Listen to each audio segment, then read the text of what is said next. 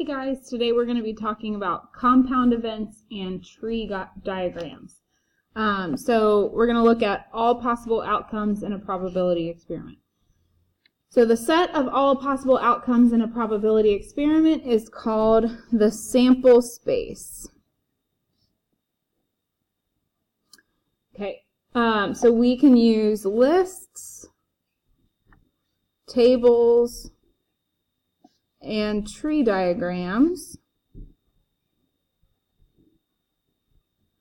to represent the sample space and list out all of the number of possible outcomes. So let's take a look at the first example. This is a tree diagram. So we have 3 spinners to the side, one with 4 letters, one with 2 shapes, and then one with 3 numbers. So we are going to list out all of the possible outcomes of those combinations. So the first one, they've already started it for us, so the probability of spinning an A, landing on a square, and getting a 1, that would be our outcome.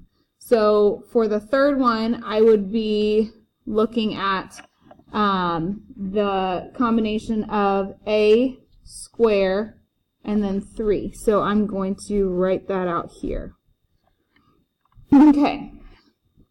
So we have 3 different possible combinations, just looking at A squares and the numbers. So down here, I would have the combination of A triangle 1, A triangle 2,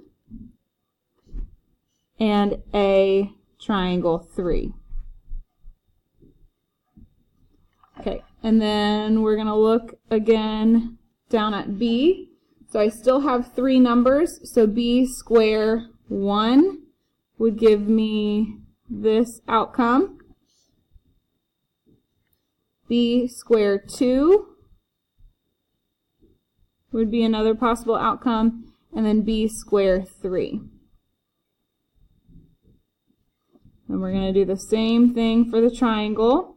All right, so we have B triangle 1.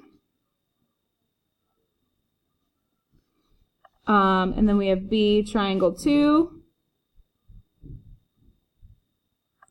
And then last we have B triangle 3. Now, if you look, there are 4 total different letters. So we actually need to write out C and D as well. So I'm going to write that over here. So I have C, and then I have 2 shapes, square and triangle. And then from there, I have 3 numbers. 1, 2, 3. 1, 2, 3. So something like that. So it's just a continuation. And then I'm going to do the same thing for D. So I have square, triangle, and then coming off of each of those, I have 3 numbers. Okay? And so now we need to look at those possible outcomes as well. So I have C square 1, C square 2, C square 3,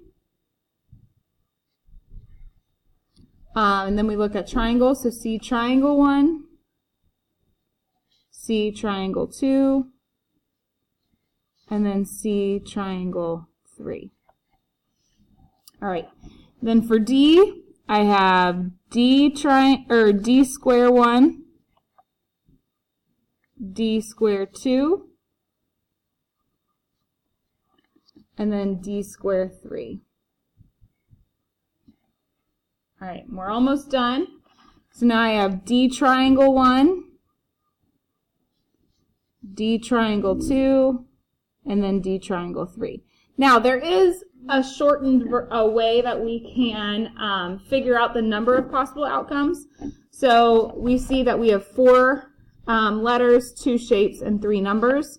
If I take 4 times 2 times 3, I get 24. And so that would mean that there are 24 possible outcomes. But there will be times when I want you to illustrate all of the sample space and all of the possible outcomes, so I would want you to do something like this. Okay, so now there's another type of sample space or diagram that we can use to represent the sample space, and that would be a chart.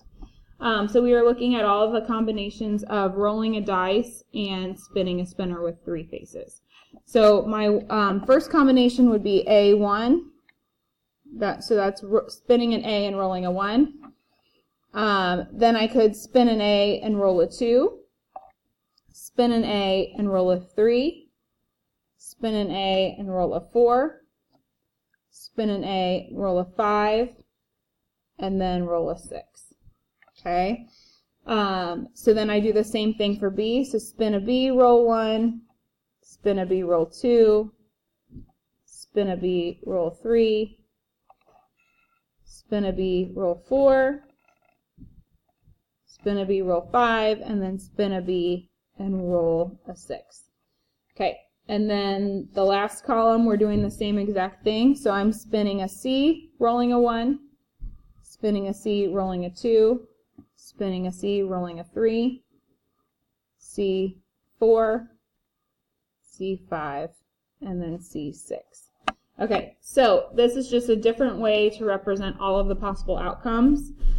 Just like we did up here, we can also take the number of possible sides or options on a die and multiply it by the number of sections on our spinner. So there are 6 sides to a die. There are 3 letters on the spinner.